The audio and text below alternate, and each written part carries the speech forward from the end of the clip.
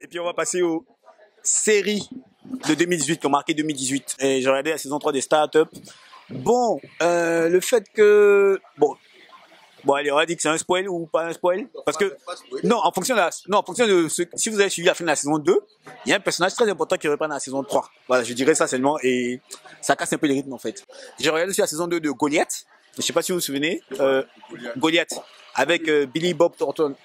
Ouais, j'ai entendu parler. C'est très, la saison 1, je vous fais le pitch déjà. La saison 1 déjà c'était excellente série. Si vous n'avez pas pu voir, essayez de regarder. C'est un ancien avocat émérite qui s'est fait virer de son cabinet. On ne sait pas pourquoi et maintenant il attaque son ancien cabinet. Enfin, il poursuit son ancien cabinet sur une affaire, une très grosse affaire en fait. Et il poursuit son ancien cabinet où il était associé. Mais franchement, c'est pas, vous attendez pas au côté glamour de Suits, hein. Suits, c'est trop gentil, c'est genre, on est bien sapé, on vient, l'autre là, fait, comment il s'appelle là? Je m'appelle Abbé Spectre, ah, je suis bien sapé, objection, tout ça, non, tout ça là-bas, c'est sale, c'est dégueulasse, c'est des coups bas, les coups de pute, les coups de traite.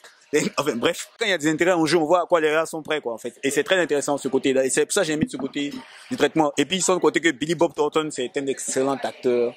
Parce que dedans, c'est quand même, il est tombé dans l'alcoolisme. Quand il peut, il va aussi, quand il est lucide, il va au tribunal, quoi. Mais sinon, comptez pas sur lui, quoi. Voilà, ces gens, voilà, et ça montre un peu la déchéance de quelqu'un. Bon, quand tu avais tout et puis tu perds tout, tu vois un peu ce que ça donne un peu truc. Et c'est un bon truc psychologique et la saison 2 est encore plus excellente. Beaucoup de cœur. C'est vraiment pas la meilleure série du monde, mais je l'aime bien. Et je suis chaque vendredi, j'ai honte, je sais, Dynasty, la nouvelle version. C'est un peu un mélange de Dirty Sexy Money. Vous mettez un peu de Gossip Girl, c'est un peu un mélange de tout, quoi. Et c'est intéressant, de bonnes intrigues. Tu as les gars, les blagues, du coup, il y a des blagues aussi dedans. Et puis, ils sapent, hein. Non, côté mode, ils sont très branchés. Des intrigues sympas. Tu sais que ça vole pas haut, mais tu restes là pour regarder, quoi. C'est chic. Star Trek Discovery, qui est non. Ça, je suis désolé. Je suis un fan de Star Wars, mais j'ai aimé ce Star Trek là. Voilà. J'ai vu You, ça c'est mon coup de cœur. L'histoire de Joe le psychopathe. Joe le taxi. Ça a été bien aussi, j'ai bien aimé. J'ai vu Elite avec quelques personnages de Casa de Papel. Casa de Papel aussi, belle série, belle histoire, production espagnole nickel, tout était trop bien. Il y a eu Sex Education, ça a été mon flop. J'ai pas aimé parce que en fait j'ai trouvé que c'était un film d'ado en fait. Il y avait pas grand chose c'est pas Sex Education quoi, enfin.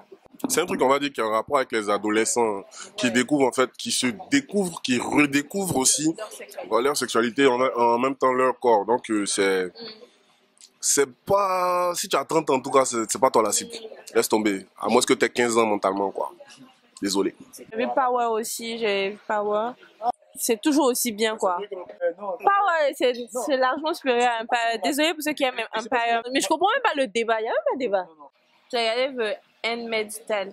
Et puis voilà, c'était différent de mes habitudes. En fait, ça ouvre les yeux en fait sur la société, voir où ça peut nous mener de tout en rabaisser ou martyriser les femmes. C'est un film très réel en fait qui peut ouvrir l'esprit et tout. Oui, et puis l'épisode interactif Bandersnatch, pour ceux qui l'ont fait. Bandersnatch est basé sur l'interactivité, donc c'était une grande première pour Netflix. Là, je ne spoil pas, hein. À un moment, le héros, enfin, le personnage principal prend son petit déjeuner.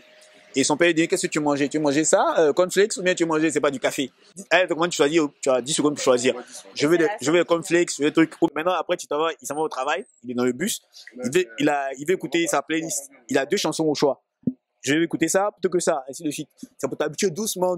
Pour l'instant, ce sont des choix sans conséquences. Et après, il y a des décisions. Et au fur et à mesure, ça monte en crescendo, ça commence à avoir des décisions qui influent sur sur le déroulement du truc, même sur quasiment le destin du personnage principal. Et bon, et puis ce qui est intéressant, c'est qu'à un moment, même quand tu te trompes, ça te ramène en arrière, choisir, voir un peu, tu vois un peu comment ça a terminé, mais ça te ramène en arrière.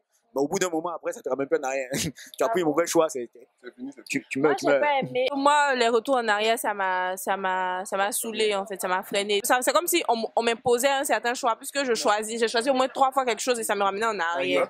Donc, j'ai plus compris, j'ai abandonné la série. À un moment, il t'explique pourquoi tu peux faire le retour en arrière. Et c'est ça qui est intéressant aussi, parce que rien n'est laissé au hasard. Mais il y a une partie la plus marrante où tout le monde a dit, c'est ça. À un moment, Le gars dit, est-ce qu'il y a quelqu'un? Tu dis, oui, il y a quelqu'un. C'est Netflix. C'est Netflix. Non. Moi, mes séries là, c'est courant 2018 parce que c'est en 2018 que j'ai commencé à regarder certaines séries. Exemple, Peaky Blinders. Ah non, ouais, ça c'est vieux. Moi, c'est en 2018 que j'ai connu. Même Underground. Moi, j'avais pas encore regardé quand tu as mis ça en photo de couverture. Ça rapporte que j'ai regardé, j'ai tué. Les gens on les frappe comme ça et puis ils sont dans un film là encore. Non.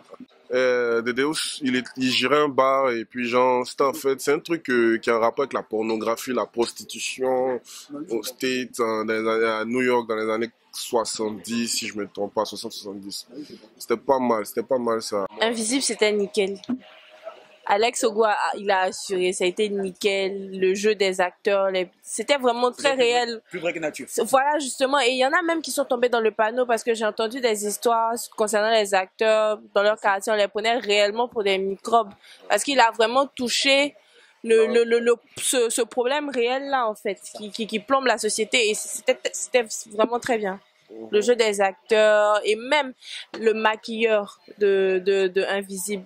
Vraiment chapeau à lui, quoi, parce que les blessures, il a assuré sur ça, les coups de couteau, c'était très réel, c'était vraiment très bien. Et oui, bon, comme je disais, j'avais découvert avec beaucoup de retard sur YouTube. Yopougon dans la cité. Donc, non, rigolez pas, c'est bon. Hein, voilà, c'est bon, voilà, tout le monde en parlait, j'avais jamais eu l'occasion de le voir. Non, j'ai regardé, j'ai vraiment aimé, c'est naturel. Bon, c'est vrai qu'il y a plein de trucs, hein, c'est très amateur. C'est trop décousu. À un moment, tu sais pas quel épisode dit quoi. En fait, c'est dans les désordres, quoi. Voilà. Mais les gars jouaient bien dedans. Et c'est assez drôle. Bien sûr, tout le monde retiendra Pancho le gâteur. Bon, c'est clair. Mon plus gros flop, House of Cards. Sans Kevin Spacey, bon, qui a été, bon, c'est lui, non, allez. Non, c'est lui qui faisait la série. En fait, ils ont vu, quoi. Franchement, c'est vrai qu'il a été écarté pour les raisons que l'on sait, qu'on va pas revenir dessus. Parce en fait, Kevin Spacey, bon, je veux dire, il a un immense talent. Franchement, il n'y a pas depuis Seven et tous les autres films on l'a vu, il a tout assuré. Et House of Cards, je peux dire la consécration de sa carrière. Et bon, malheureusement, il avait ce qu'il est arrivé et on a vu que ça n'a pas fonctionné sans lui. Parce que, avec tout le respect que j'ai pour, comment il s'appelle, Robin Wright, alias Kelly Capwell de Santa Barbara, pour les plus vieux d'entre nous. La femme de c'est Kelly Capwell. Kelly Capwell, oui, c'est ça? Si? Robin Wright. Toi, c'est Kelly Capwell? Robin Wright, c'est une actrice que je respecte son talent, tout ça, mais elle peut pas porter la série toute seule, c'est pas possible. C'est pas possible. Donc, oui, on a vu, la série était bizarre. Non, la série peut continuer sans lui plutôt. La série peut continuer sans lui. Parce que quand tu regardes le personnage de Claire est complémentaire de Frank. Exactement. Donc, même si Frank n'est pas là, c'est une continuité. Et puis déjà, même dans le truc là, elle a un poste qu'elle briguait déjà. Donc, ça veut dire que je pense que la manière dont c'était l'apothéose, la consécration de Kevin Spacey dans House of Cards, c'est à peu près la même chose pour Robin Wright. Donc, c'est pas un flop. Je pense que la série va peut-être s'affaiblir du fait du départ de la fanbase de Kevin Spacey, mais de l'autre côté, je pense qu'elle va récupérer d'autres fans par le biais de Robin Wright. Le bureau des légendes. Bon, les gars de CSI qui aimaient critiquer les séries françaises, j'espère que vous ne vous cachez pas pour aller regarder le bureau des légendes. Hein. Si c'est le cas, en tout cas, faites des posts pour vous excuser. Parce qu'on vous parlait de Braco. Vous avez vu ça en fêté. Bon, en fêté, en ouchi, ça veut dire vous avez vu ça en...